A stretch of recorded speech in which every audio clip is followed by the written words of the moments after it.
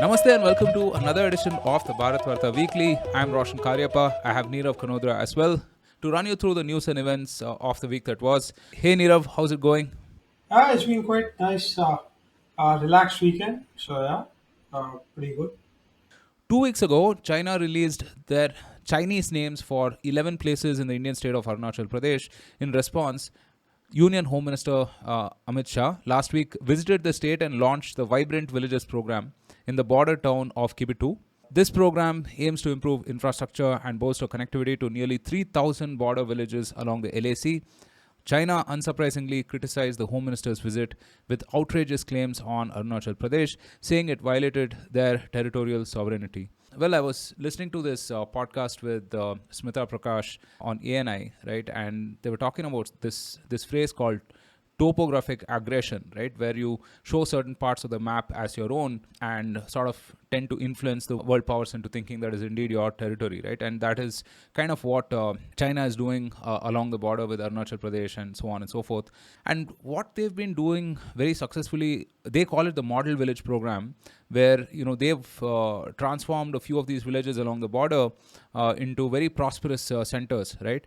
And this is happening simultaneously when we're seeing like a migration out of those areas along our side of the border, right? I mean, people are moving away from those areas, because obviously there isn't much development, connectivity, infrastructure, and so on.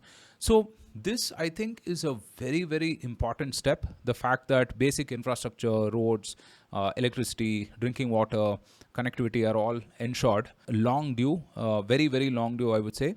Right, and it was very interesting to see Home Minister Amit Shah speak at Kibitu as well, right, where he again in typical fashion he called on the fact that Arunachal Pradesh gets the first rays of the sun, as is mentioned in our history, right, and he called upon various all of these imagery and stuff like that, right, to make it sound more profound than what just a simple piece of land that is along the border, right.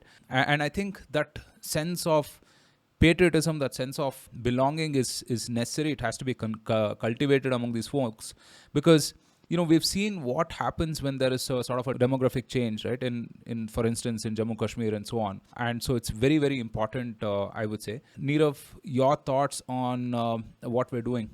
Oh no, absolutely. So one thing is these areas have been like long neglected. See, there's been aggressions along like the Ladakh border, then somewhere around Doklam, which is near Sikkim and Bhutan, and also like Arunachal Pradesh.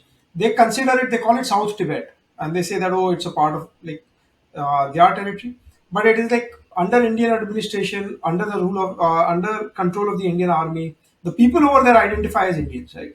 So one is China is 5 times richer than India, right? So obviously Tibet is not the richest province, etc. But like Arunachal Pradesh and the northeastern states are actually poorer parts of India. So one is you need to do some kind of investment there that the people do not start identifying with China. Yes. So that is, you need that investment. You need to feel it's a very sad thing the way like a lot of Indians in the heartlands, like or including like big metros, call them chinky. So see that all we have to move past from that, and they are all part of India.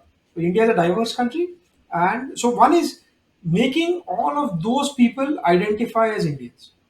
Two, by improving infrastructure, improving the quality of life, etc. Right? That not only ensures that the people over there are happier, but also better infrastructure allows easy movement of troops in case of some border escalation, and in terms of like military supplies, etc. So border infrastructure is very critical. That, however much you might criticize any other policies of the government, but this current NDA rule in the last 2 terms has done a phenomenal job. I personally saw it in Ladakh. Arunachal Pradesh also remains on my bucket list. Right? You've got the CM earlier going riding around like a Royal Enfield motorcycle and saying that please come. So I think they've got great roads. They've built a lot of effort. It's stunning scenery. So I think that is it. Now, finally, is once you make these villages attractive for tourism, see the Himalayas are like as beautiful and pristine as like going to the the Swiss Alps, right, or like some other places in the world. So why not see it in our own country? and the money that Indians will spend there goes into pockets of other Indians, right? And that's like this economy. There's a trickle down effect. So by boosting, having like many villages, there is like their own distinct cuisine because of the very hilly nature of the northeastern states. Usually they say like on the plains the culture is more uniform because it spreads easily. Whereas in the hills, each place has its own unique culture, unique language, unique diet, etc. So I think it's a very great opportunity to go and visit these places. So not just Arunachal Pradesh, but all of the northeastern border states, right? There is something unique all over there. So it is worth like a visit. And basically, if you have the local public sympathy, right? Somebody can name other things. By the way, China also renamed places in far east of Russia, like Vladivostok, etc. Right? So they have been doing these things. Their strategy has been salami slicing. They renamed those disputed islands between Japan and China, and between like Korea and China. So this is a strategy that they follow in many places. There are people who say that we should call Xinjiang as East Turkestan and give other names to their cities as well. But I think, see, that is different. What we shouldn't bother so much outside our borders. We should think about how do you fortify your own borders. How do you have like your own people identify as Indian? You should see that there is development. You cannot have like a huge inequality within the country in terms of access and development. And what you want is a two-way rotation. You want some talented people to come from Arunachal Pradesh to rest of the country or like other border states as well. And you also want some other people from other parts of the country to go visit there, probably live and settle there, right? Without disturbing certain ecologically sensitive and all those issues are there. But like apart from that, right? So you have like huge presence of armed forces over there. A lot of those people might want to retire there if they've spent a majority of their career in those places, etc. Right. So I think you want it to be integral part of India, and this is a very nice step. I think having these kind of like model villages and highlighting this to rest of the country, and that is Amit Shah, who's kind of like the number two person in the Indian government, in the parliament, going and making such a strong statement, right? This is like a very good thing from India's perspective. So China can say what it wants, right? We are not renaming places in Tibet. We are not doing those kind of things. But what is our own? Just keep it so well that people are proud to be Indians, right? And we have all the infrastructure. These parts have been long neglected over like 7 decades, right? And they are lagging a lot more in terms of like people, etc. I personally saw in Ladakh when I went on a holiday last year, and I hope it's similar in Arunachal Pradesh. There are a lot of the government policies, you can see them in small places. You saw like small business loans, a lot of people having proudly displaying some certificate under some yojana where they got a loan and they own 3 or 4 motorcycles which they give out on rent during tourist season. You saw the PM Awas Yojana where people are making houses.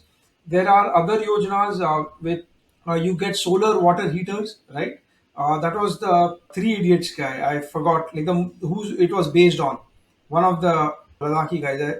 It's not Funsuk Wangdu, what it's called in the movie, but yeah, yeah. So, anyways, I think this is what is needed, and this has to be replicated in all of these places. These are sparsely populated, so per person the outlay is not that much, and this has a huge multiplier effect. I think so. So, no kudos to Amit Shah, and hopefully, a lot more people think when they think about their next holiday, they do also do consider Arunachal Pradesh as one of the locations. Absolutely. I think it's on my list. I think I'm going to check the box this year, hopefully. And is this the right combination of symbolism and like actual follow through on that, right? On the ground in terms of development and everything. So let's hope this continues